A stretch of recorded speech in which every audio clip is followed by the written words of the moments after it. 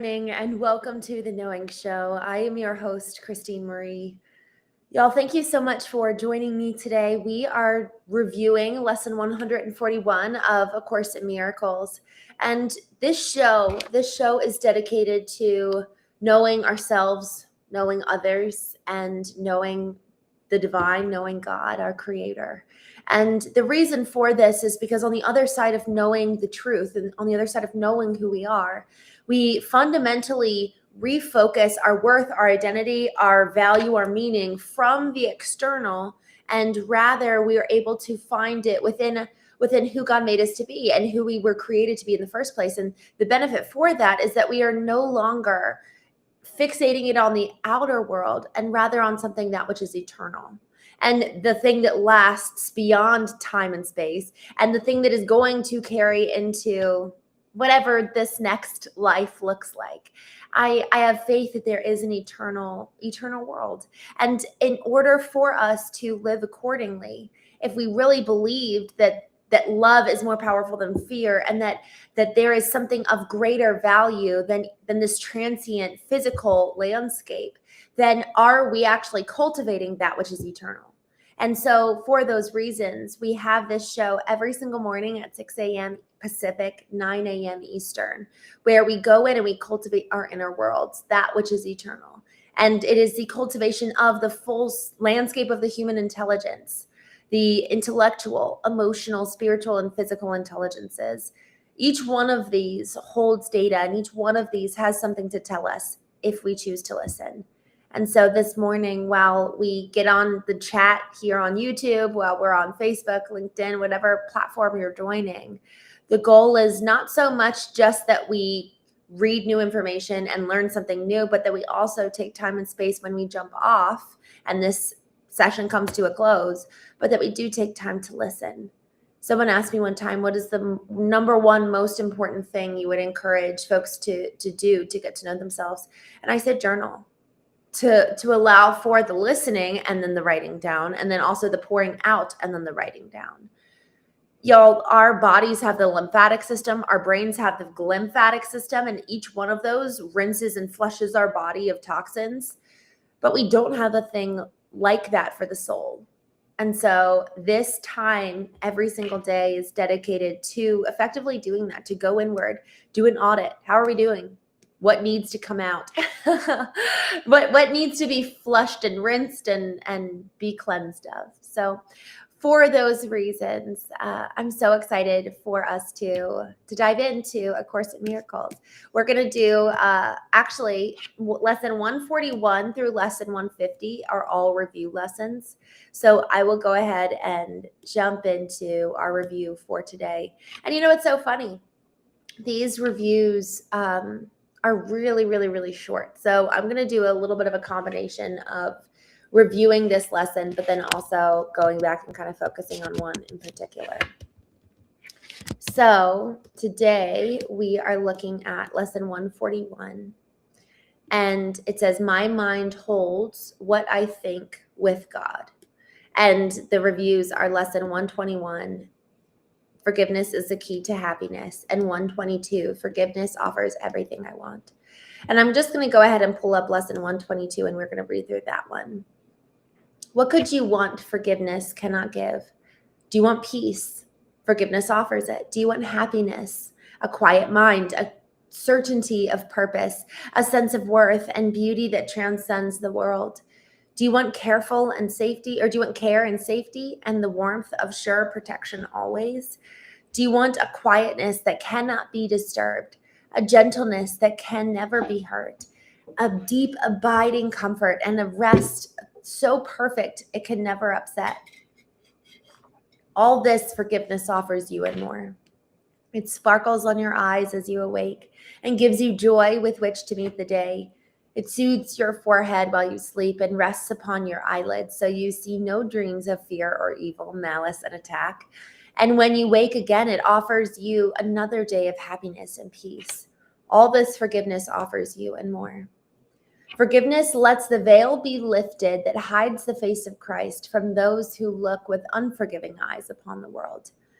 It lets you recognize the Son of God and clears your memory of all dead thoughts so that remembrance of your Father can arise across the threshold of your mind. What would you want forgiveness cannot give? What gifts but these are worthy to be sought? What fancied value, trivial effect, or transient promise never to be kept can hold more hope than what forgiveness brings? Why would you seek an answer other than the answer that will answer everything?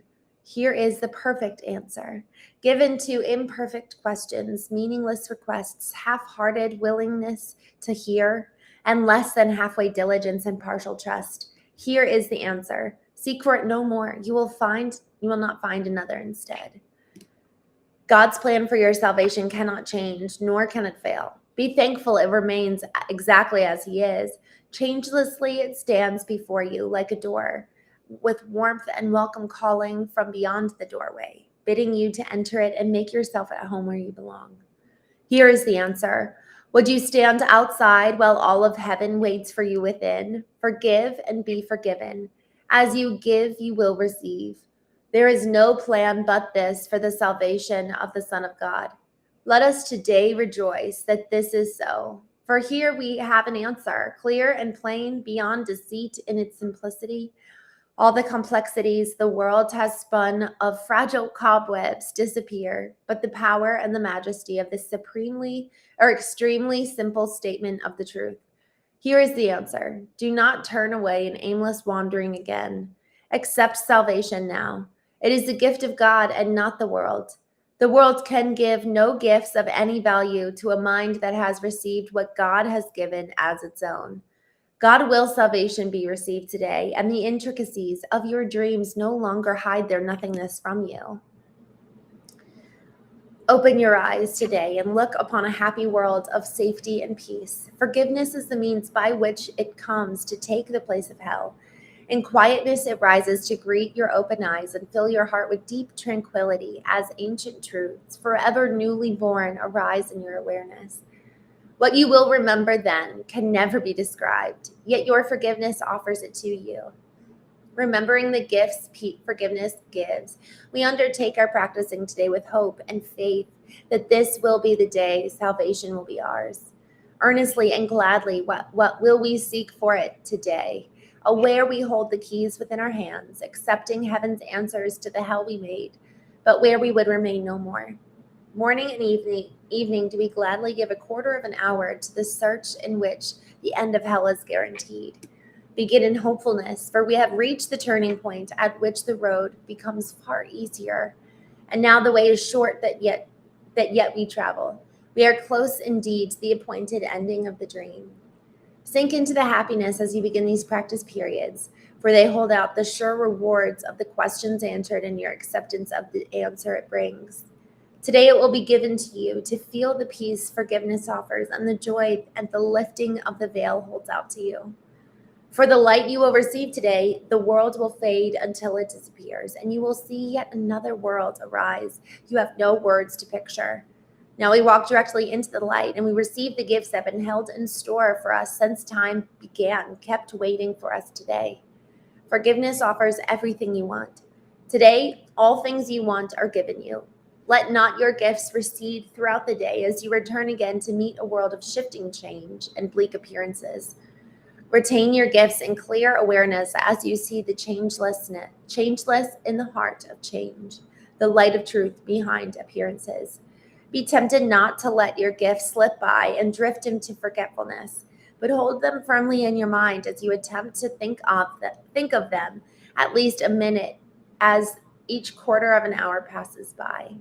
Remind yourself how precious are these gifts with each reminder, which has power to hold your gifts in your awareness throughout the day. Forgiveness offers everything I want. Today I have accepted this is true. Today I have accepted the gifts of God. Y'all, I'm so grateful for this reminder on forgiveness. You know, it's so funny. I knew that this was for me. Last night I had a dream. And I had a dream that it was somebody I knew, but like very randomly. We were never close friends. And I had a dream that we were, there was many of us all in, I guess, a cabin or something. We were kind of away on a trip. And this woman comes up to me and just was horrifyingly mean. It was very strange. And I'd never, it was very odd. And so in the dream, though, my reaction, in the dream, I had that third party perspective where I was like, oh, wow, look at how I'm reacting. And in the dream, I took it so personally. And in the dream, I literally like started being rude back, and intentionally so, because I wanted to make her upset. And it was so interesting. In the dream, this was happening. And when I woke up this morning, I just knew. I was like, okay, there's something for me to learn here.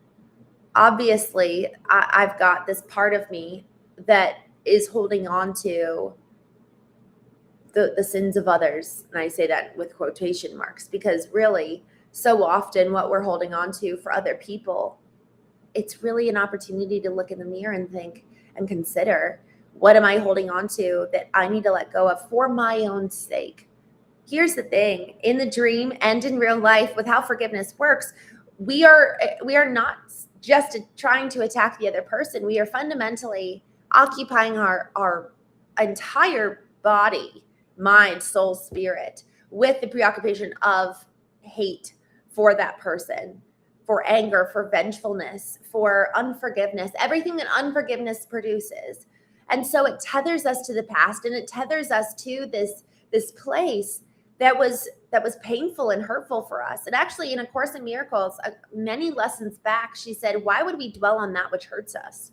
Why would we intentionally cause ourselves more pain by thinking about the very thing that we didn't like? Why would we revisit and return to the cause of suffering? And it just blows me away, because in the dream, I was so preoccupied with this woman after she said what she said.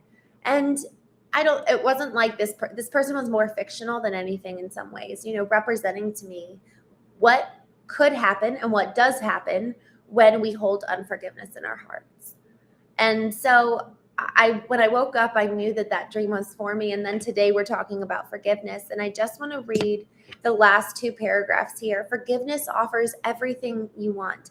Today, all things you want are given you. Let not your gifts recede throughout the day as you return again to a world of shifting change and bleak appearances. Retain your gifts in clear awareness as you see the changeless in the heart of change, the light of truth behind appearances. Remind yourself how precious are these gifts. With this reminder, which has the power to hold your gifts and your awareness throughout the day, forgiveness offers everything I want. Today, I have accepted this as true, and today I have received the gifts of God. Y'all, forgiveness is a conduit to peace. And so if we want to be filled with peace, if we want to experience joy that is everlasting and eternal, if we want to effectively be operating from that place of deep-seated contentment, joy, and peace, man, we're able to do that. But I believe, and as this lesson shares and multiple other lessons, we fundamentally cannot do that if we are not allowing for forgiveness to coexist within us. We are void of peace so long as we are void of forgiveness. Unforgiveness tethers us to the past. It keeps us truly in bondage. Man, in that dream, it was interesting. In the dream last night, I saw just this kind of radical transformation of me being so happy and effervescent and joyful. She said the thing, and then the rest of the time, it was like I got smaller and smaller and smaller. And man, that y'all, we all get the opportunity to encounter people who don't like us, people who are going to annoy us, offend us, be frustrating. And the question is, how are we going to react to them? And are we cultivating the tools now, today? This is why we get on every single morning, because we're going into the arena, like Theodore Roosevelt talks about, the man in the arena.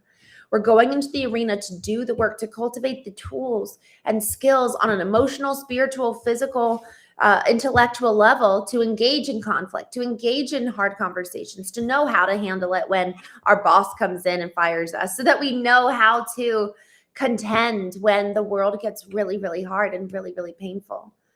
Do we have what it takes to do the work and be able to withstand when we really are in a frustrating time?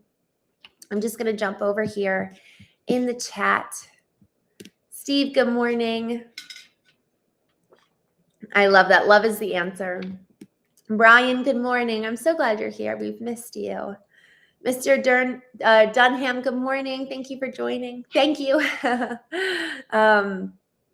Steve Stanell. You know what? I need to read I Had a Dream by Martin Luther King Jr. I have not ever sat and read that. So I'm glad you brought him up. I need to sit and read that. Dean, good morning. Jerry, thank you so much for joining.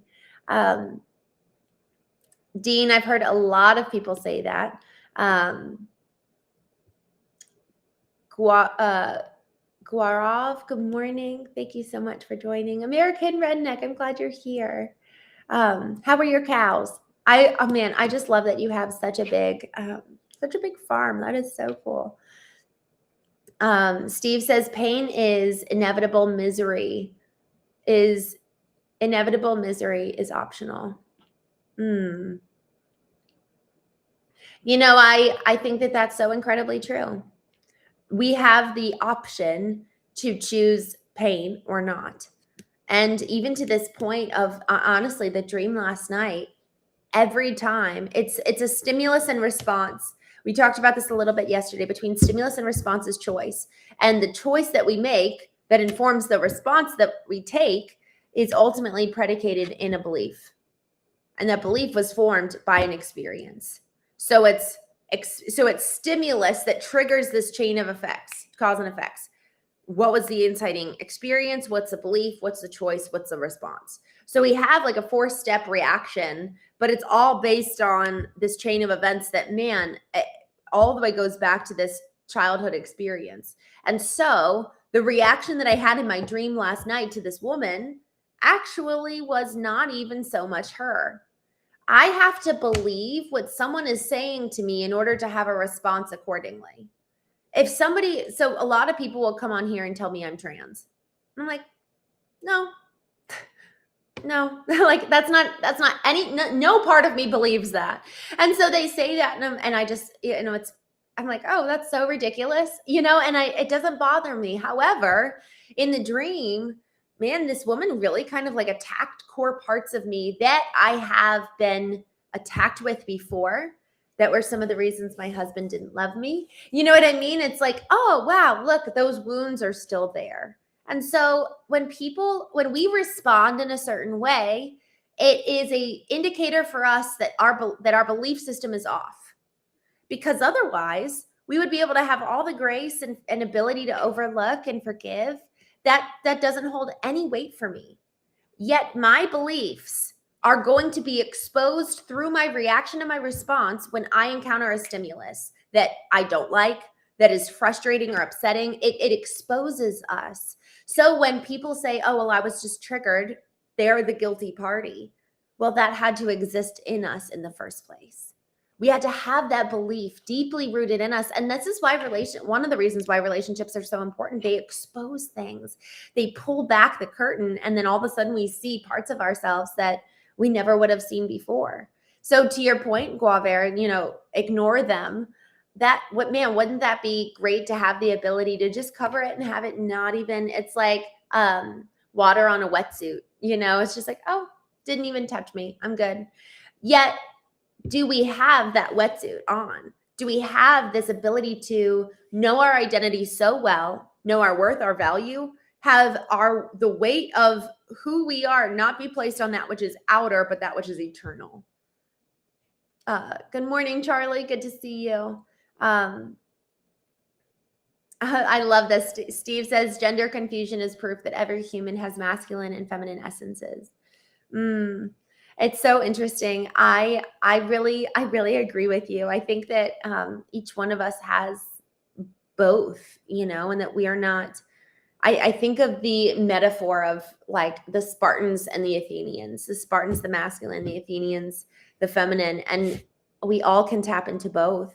And it's, again, another is the left hemisphere of the brain and the right hemisphere of the brain. The right hemisphere of the brain is more tender, more feminine. The left hemisphere is more protective and having qualities that are masculine.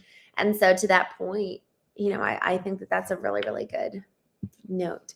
Y'all, thank you so much for joining. I actually am gonna, I need to hop off here. I've got an incredibly busy day with work, but thank you so much for joining. Happy day 141. The lesson that I'm really just meditating on today is that forgiveness offers everything I want.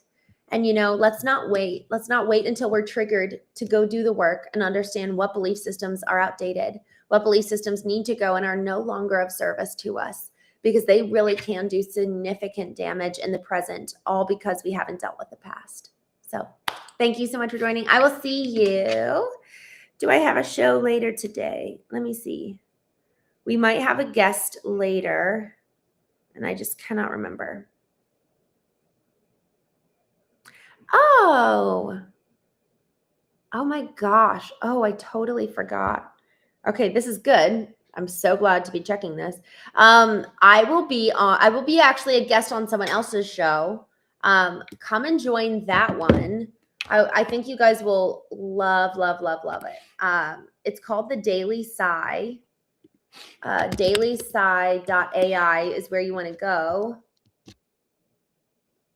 And you will be able to watch it. Let me go ahead and pull up the YouTube account so you guys can watch it. But I'll be going live there with an incredible entrepreneur, and I think you'll love him. I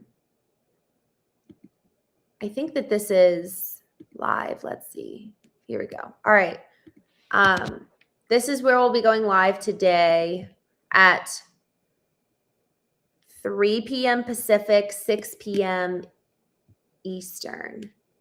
Ew, Steve. Yeah. Don't say that. All right, y'all. Have a wonderful day. Hopefully I'll see you later, 6 p.m. Eastern, 3 p.m. Pacific. I'll be on the DailySigh.ai and excited to have you on there. Have a wonderful day. Thanks, James, for joining. Thanks, Dean. Appreciate you guys. All right. Have a good one.